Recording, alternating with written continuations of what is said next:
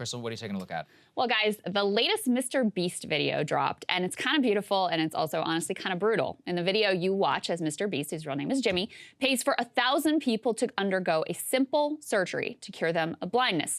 As you watch, you see a father able to clearly view his son's face for the first time in years. You see a young man who's able to drive for the first time in his life. You see providers able to go back to work. You see a mother in tears at having her life instantly transformed by a generous stranger. And because it's Mr. Beast, he also randomly threw in a few $10,000 giveaways, even a $50,000 giveaway on top of all of it. So you get to watch the unadulterated joy of people having crushing financial stress lifted off their shoulders in an instant. Now, for those of you who aren't familiar with Mr. Beast, he's got 130 million subscribers on YouTube. He is the #1 YouTuber in the entire world. And this type of random act of charity is kind of par for the course for his content. He's famous in part for these random cash giveaways. So anyway, that's Mr. Beast. But this latest video has actually led to some backlash.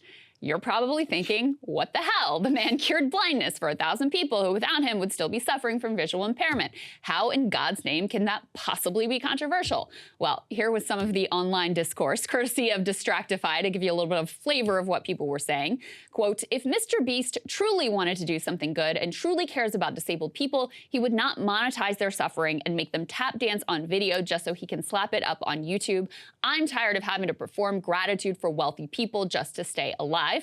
Others went even further. This person tweeted, there is something so demonic about this, and I can't even articulate what it is, and they've got screenshots from the video. Sticking with the satanic theme here, this individual really went all in, tweeting, he is literally the Antichrist. He's performing our society's equivalent of miracles through these excessive acts of faux generosity and is garnering everyone's undivided love and admiration. In doing so, he will start subverting Christ's teachings next and preaching selfish action.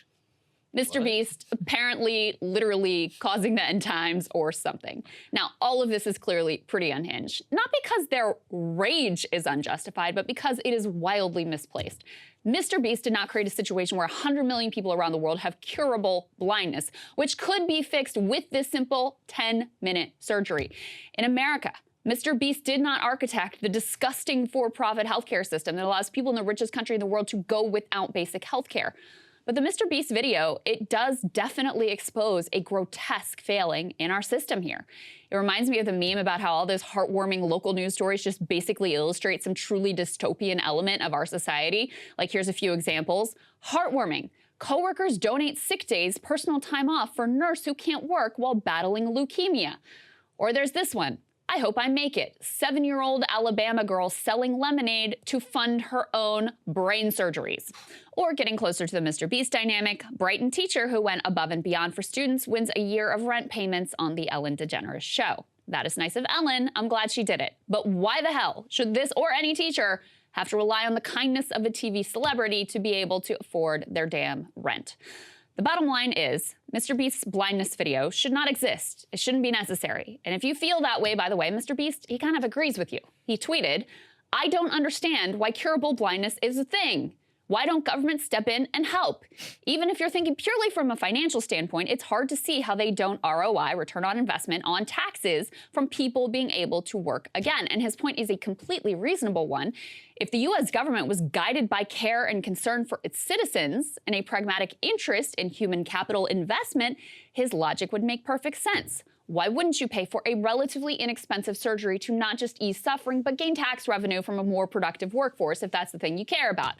What he's missing, though, is that it's not the government's bottom line that matters when it comes to the health industry. What governs policy are the profit margins of the entire health industrial complex, which spends millions to make sure that our disgusting profits over people system stays in place for all eternity.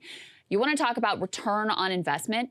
We spend more than any other nation in the world on healthcare, and yet we get worse results than any other developed nation. It's disgusting. It should be criminal. All these pigs in the healthcare industry want to feed at the trough, so they will fight with everything they have to block the obvious solution, which is universal healthcare. It's okay to feel happy for the lucky 1,000 who can now see clearly thanks to the generosity and the business model of a YouTuber. And it's okay to feel rage. You should feel rage at a system that puts profits over people. Mr. Beast's most popular video ever. It was actually a takeoff on the Smash Netflix series. I don't know if you guys watched the series or his video on it, but it was a takeoff on Squid Game. In the Netflix show, financially desperate people are pitted against each other in a series of murderous games for cash, to the delight of wealthy elites who are gathered there to watch the whole spectacle. The last person alive wins a cash prize and a ticket out of the financial stress that made their life so miserable. They were willing to risk that life for a chance at the cash and the relief. Effectively, their poverty was so endlessly devastating, they'd rather die than continue to live under its crushing weight.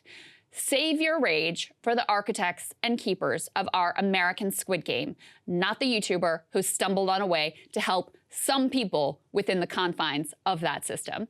And the online discourse around this was kind of interesting to me. Like, what's wrong with people? Hey guys, ready or not, 2024 is fully upon us now, and Sagar and I have been brainstorming ways that we can really up our game for this critical election. Yeah, we rely on our premium subs to expand our coverage, to add staff, to upgrade the studio. We just want to give you the best independent coverage of this election, which is possible. So if you can help us out, become a premium subscriber today, breakingpoints.com, or the link is down here in the description video. It really means the world to us, and if you like what we're all about, this is the best possible way to keep us 100% independent, working only for you.